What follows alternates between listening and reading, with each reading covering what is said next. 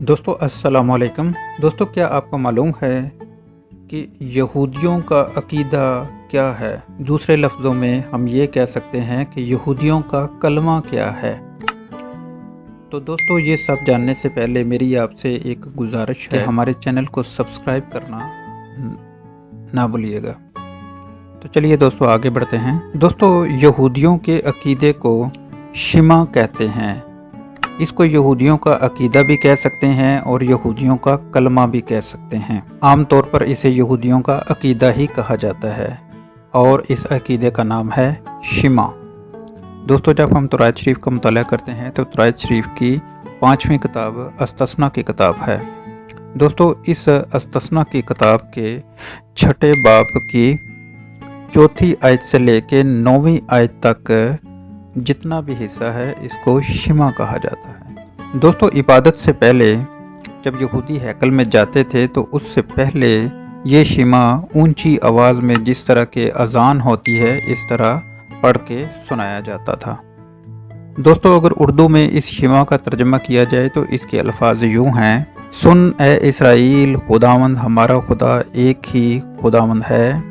तू अपने सारे दिल और अपनी सारी जान और अपनी सारी ताकत से खुदावंद अपने खुदा से मोहब्बत रख, और ये बातें जिनका हुक्म आज मैं तुझे देता हूँ तेरे दिल पर नक्श रहें, और तू इनको अपनी औलाद के ज़हन नशीन करना और घर बैठे और राह चलते और लेटते और उठते वक्त इनका ज़िक्र किया करना, और तो निशान के तौर पर इनको अपने हाथ पर बांधना और वो तेरी पेशानी पर टिक्कों की मानद हों, और तू उनको अपने घर की चौखटों और अपने फाटकों पर लिखना।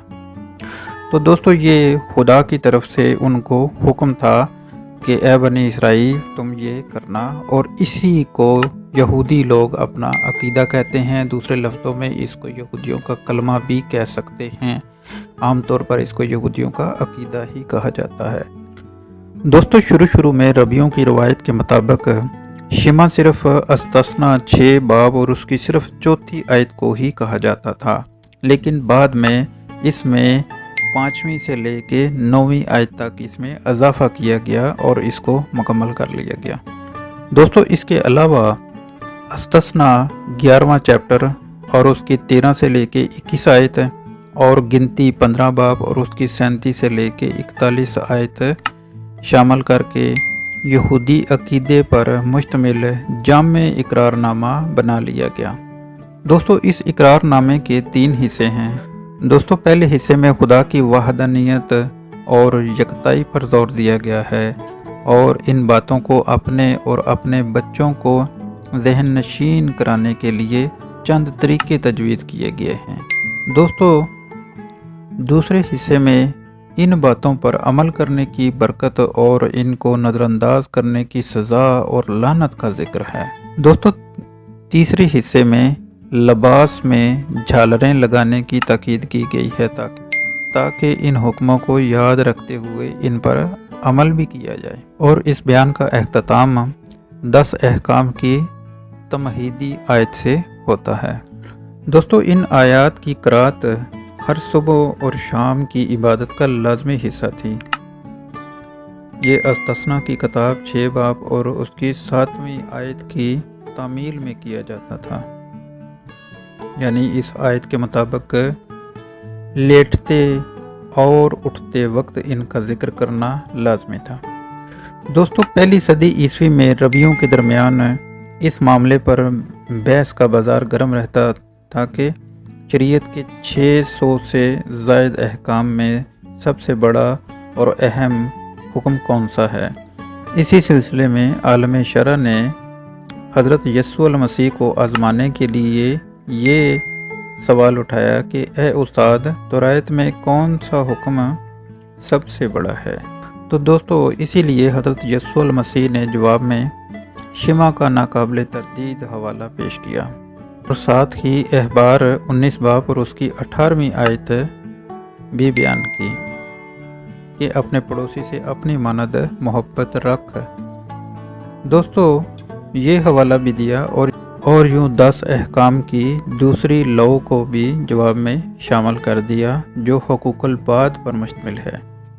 دوستو، شمع کی قرأت کی اہمیت پر بحث ہمارے مسیحی عقیدے کو سمجھنے میں بھی بڑی مددگار ثابت ہوگی۔ یہودی عقیدے کے مطابق خدا کے حکم کا سننا پہلا ضروری قدم تھا۔ پولس رسول بھی یہ بات رومیوں کے خط میں تفصیل سے بیان کرتا ہے۔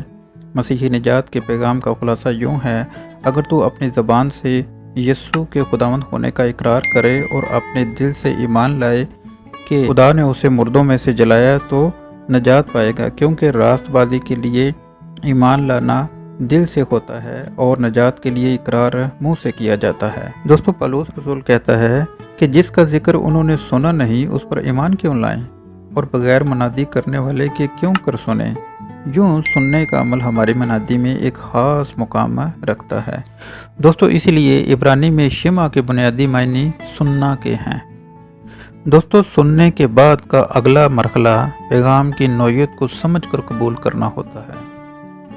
اس کے بعد اس پیغام کو سن کر، سمجھ کر، قبول کر کے اس پر عمل کرنا یعنی اسے ماننا ہوتا ہے، یعنی اطاعت کرنا، فرمانبرداری کرنا ہوتا ہے۔